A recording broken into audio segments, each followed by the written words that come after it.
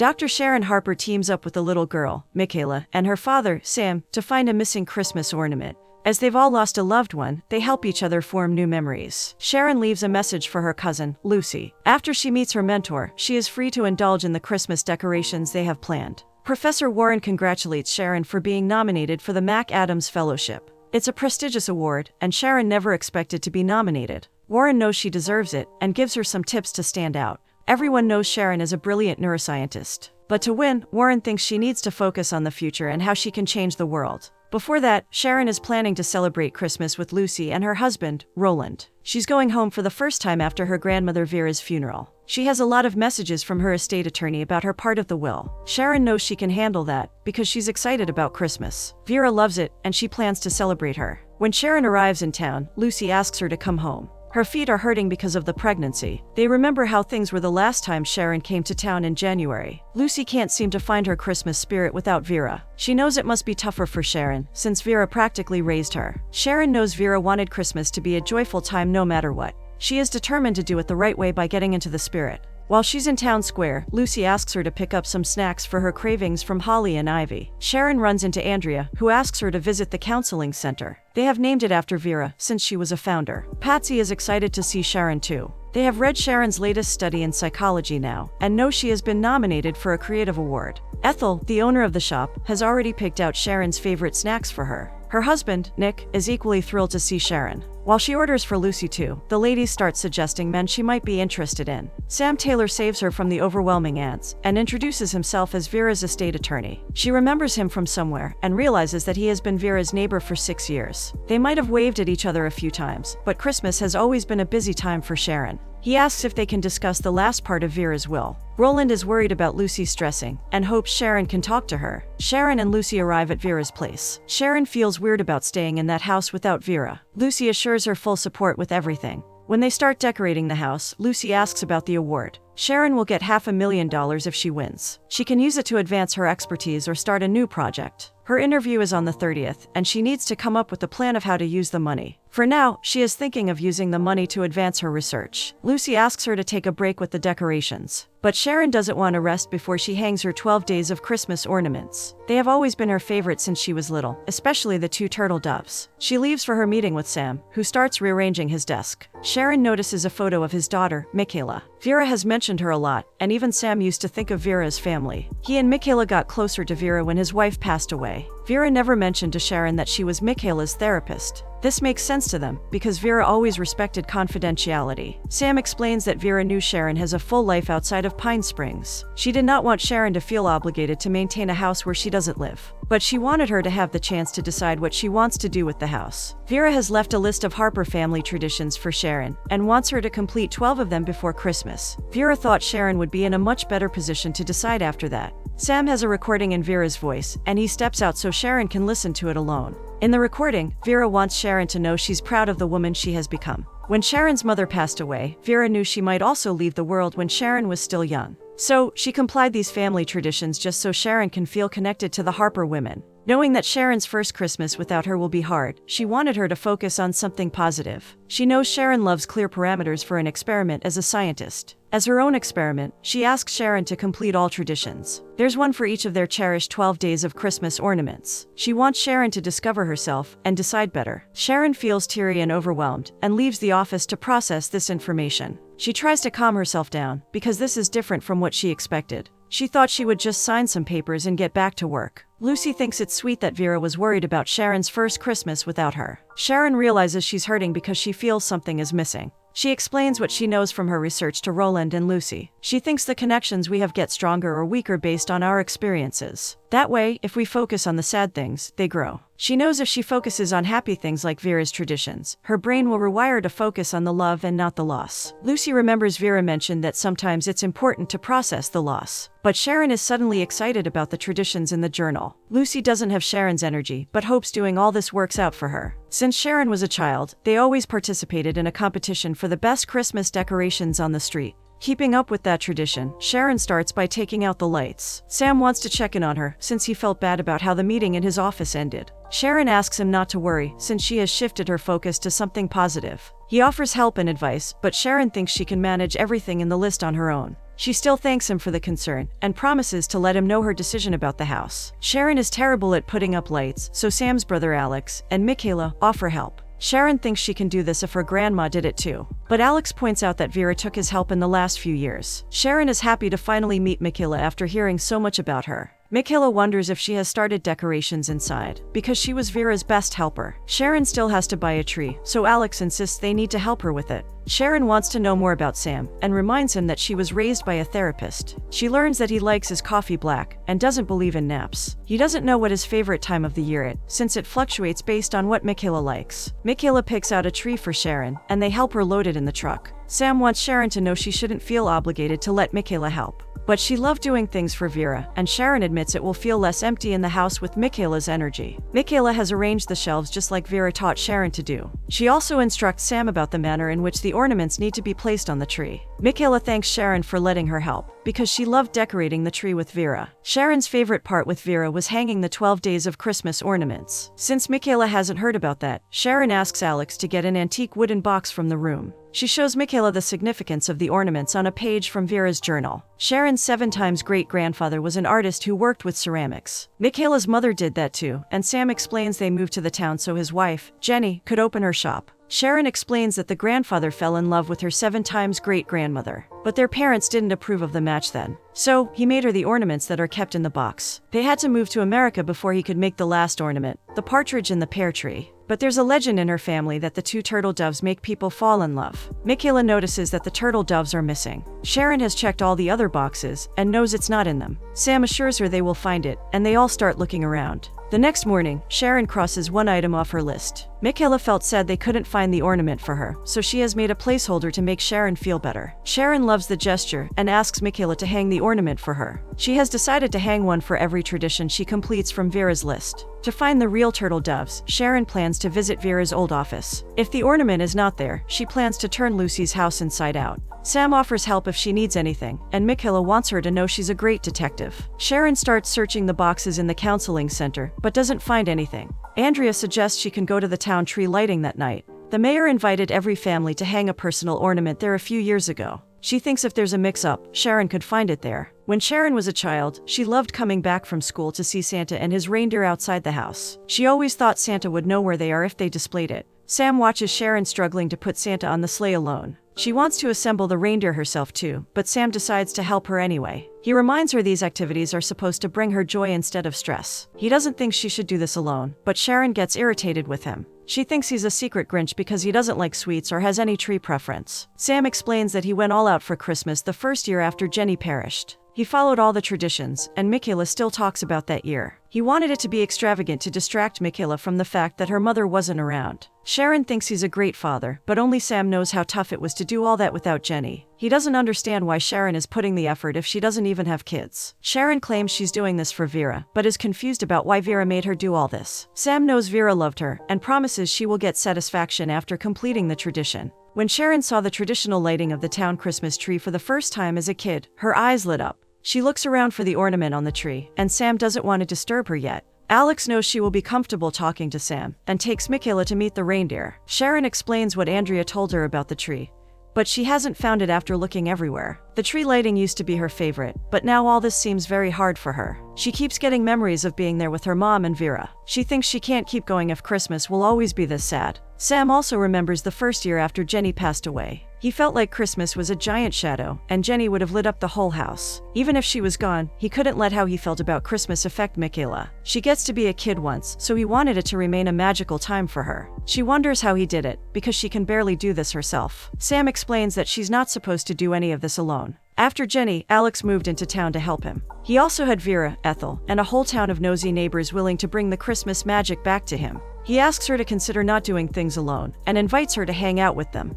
When Michaela is back from her meeting with the reindeer, she assures Sharon that they will find her ornament. The mayor asks the crowd to join her in the tree lighting ceremony. Michaela takes the mic from her to tell the crowd that her friend, Sharon, is missing an ornament. She describes how it looks, and asks everyone to keep their eyes open for it. Michaela wonders if baking cookies is in Sharon's list too. She wants to bake with her and Ethel, and thinks of it as girls' time. Sam promises to not interrupt, and claims he will pick her up later. Sharon hangs 2 more ornaments as she crosses off more items from her list. For Vera, Christmas was always incomplete without a homemade batch of cookies. Her favorite was frosted sugar cookies, but she knows Sharon prefers a snickerdoodle like her mom. While baking, Ethel asks Lucy to check on something for her. Sharon asks about Michaela's favorite cookie, but she doesn't want to choose one. She makes it flexible for a top 3, so Michaela starts her list with Ethel's snickerdoodles, which are Sharon's favorite too. She also likes crunchy gingerbread cookies, and her mom's frosted sugar cookies shaped like snowflakes. When she hesitates about her memory, Sharon shares that she lost her mother at around Michaela's age. She knows for sure that Michaela will never forget her. Now that Sharon is older, she feels like she knows her mom much better. Ethel brings Sharon's great-grandma Ida's famous lemon cake, since it's on her list. Sam comes to pick Michaela, but they still have 2 more batches of cookie to decorate. Sam doesn't want to interrupt work, so he offers to get takeout for them.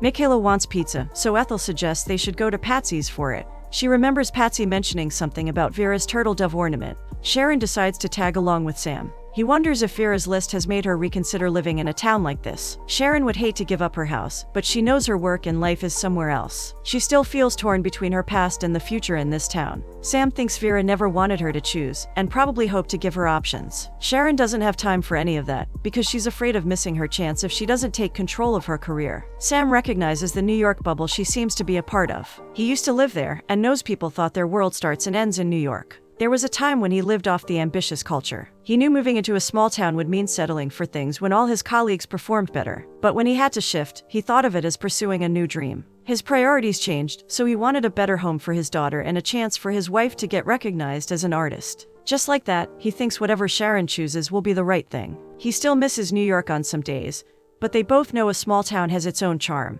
It's the perfect place for Michaela to grow up. But he lives in denial about her ever getting old enough for college. Sharon is not a parent, but she understands Michaela because she lost her mother at the same age. Around that time, Vera became a role model for her. Vera was there for Sharon, but he also went back to school so she could open her own therapy practice. At that time, she was worried being an adult meant getting sick and expiring. But Vera showed her that having a fulfilling and ambitious life is possible even after a loss. Patsy remembers talking to Vera about the ornament a long time ago. Vera was planning to get the partridge in the pear tree made for her. She thought she could use one of the existing ornaments as a model for it. Patsy doesn't know if Vera actually did this, or who helped her. This is still a helpful lead, so Sharon thanks her. Michaela invites Sharon to the Christmas pageant, where she's going to be an angel. Sharon promises to be there, and go with her for hot cocoa after that. As Sharon ticks off more things in her list, she calls Warren. She discusses what she needs to prepare for her interview. She knows she can't pursue a passion project, because it will make her lose momentum. Her options might also get limited if she takes her eyes off the prize. Warren has seen many scientists use this fellowship for research. She has also seen them using it to integrate their work for community outreach programs or writing books. She feels like the better question is what Sharon would do if there were no limits. She wants Sharon to look at the future and not worry about what she has worked for in the past. According to Vera's journal, the best hot cocoa is in the Pine Lodge Cafe. Sharon has always disagreed with her on this. Even Michaela thinks Nick and Ethel's hot cocoa is the best. Alex disagrees because he prefers Jacques' Swiss Chocolatier's salted caramel hot cocoa. They decide to make the town vote for the best one. Michaela passes out the scorecards as they start distributing samples. Sharon notices that Sam feels a little upset. Sam explains that visiting Gloria made him feel emotional, because it used to be Jenny's store. She thinks he's putting himself through a lot for Michaela's sake. But she remembers what he told her about learning to enjoy traditions, and asks him to feel positive about whatever they're doing. After the voting, Ethel's cocoa is declared the best one. Alex asks Sharon to join them for dinner, but she needs to do something with Lucy. She still offers to let Michaela pick one more thing on the list for them to do together. They sing carols, and Santa asks Michaela's help as an elf to distribute sweets. Sharon remembers visiting the place with Vera last year. Sam feels bad because he has clear memories of all the painful details from the hospital in the last days of Jenny's life. But he can't seem to remember the good stuff like which candy Jenny put in the stocking. Sharon knows he has blocked the good memories out, because they're too painful since they're not a reality anymore. Every time Sharon tries to enjoy Christmas, it becomes a painful reminder that Vera is not around. She thanks Sam, because she wouldn't have been able to deal with old memories if she wasn't making new ones with him. When they get home, Michaela proudly shows Sharon her Christmas decorations. She shows Sharon the first ornament her mom made, and the one she herself made in preschool. They laugh at how bad Sam's ornament is, and decide to display it in the front. She shows Sharon their display of Santas. She even remembers how Jenny put lights and ribbons on the garland. She mentions teddy bears that are in a box with Jenny's stuff in the basement. She even informs Sharon about the muddy buddies she made with her mom. Sam feels weird because he doesn't remember the teddy bears. Sharon assures him it must be something Michaela did with Jenny alone. Michaela explains how they made muddy buddies and finished them before Sam got home. She doesn't want to make them again because it makes her sad about Jenny. Sam wants her to know it's fine to be sad, but Michaela thinks he never gets sad. Sam explains that he misses Jenny every day, but he doesn't talk about it because he wants Christmas to be magical for Michaela. He assures her she's not alone and that all of them get sad. Sharon admits she's sad about Vera too, but talking to Sam has helped her. When Michaela wonders if Christmas will always be sad, Sam doesn't know how to reply. Sharon steps in to remind Michaela that Christmas is only sad because they want everything to stay the same. She reminds her that at one point, the Christmas ornaments didn't exist. It was only when they started getting used that it became a tradition.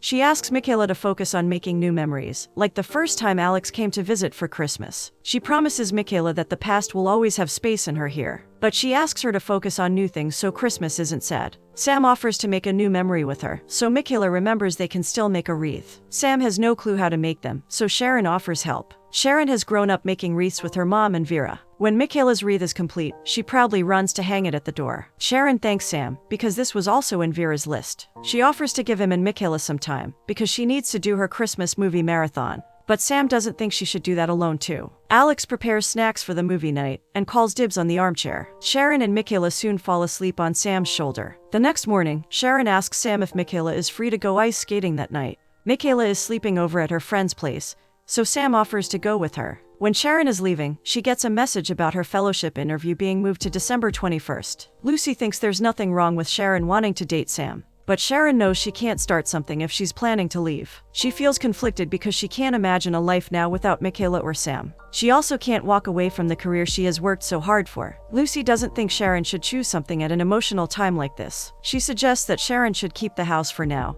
and delay the interview. She feels a smart woman like Sharon should be able to get better options for herself. At dinner, Sharon still hasn't found the ornament, but she has made her peace with it and wants to focus on what's in front of her. She asks if Sam brings a lot of dates to the diner. Sam hasn't dated much because he wasn't ready in the initial years. When he did get ready for dating, the nosy neighbors made it very hard for him. But he clarifies that he is open to dating now. Ice skating has been Sharon's family's favorite tradition since she was in middle school. Sam remembers that Michaela will be in middle school soon. He feels like time is passing by quickly and doesn't know how he will deal with Michaela going to college. They decide to focus on ice skating for the moment and have a great time. Sam knows Michaela is very excited about Sharon coming to the Christmas pageant. Sharon informs him about the interview date, for which she has to fly out the next morning. Sam thinks Michaela will understand, and even he knew Sharon might have to leave for work soon. Sharon doesn't want it to be that way, because this town has changed her. Instead of preparing frantically for the interview, she is now choosing to spend time with him. She wonders about the future possibilities in this town,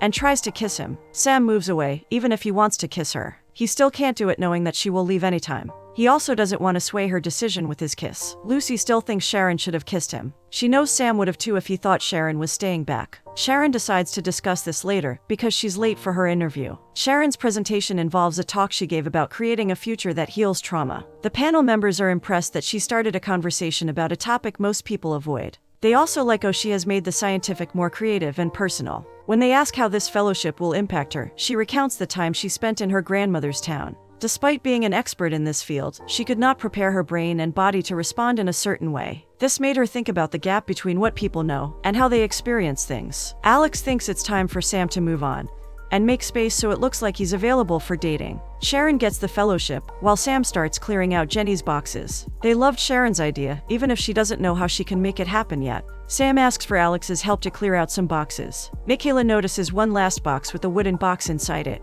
Sharon thinks it's scary, but is excited about the new things she has planned. The box Michaela finds contains a letter from Vera addressed to Jenny. It mentions that Vera asked Jenny to make the partridge in the pear tree ornament to complete the family set. Jenny had completed it, and the box even has the 2 turtle doves. Before the pageant, Sam asks Michaela to not get her hopes up about Sharon coming. Michaela knows Sharon made a pinky promise and won't think of breaking it. As Michaela performs, Sharon joins them. She informs Sam that she now knows Vera would be proud of her no matter what. She has decided to hang on to the house for a year. With the money from the fellowship, she plans to write a book based on people's stories to see how the brain works in the face of a loss. She hopes the guarantee of a year is enough for him to kiss her. He kisses her and shows her the sign she has been looking for. Sam explains there's a crazy story behind how he found the ornament.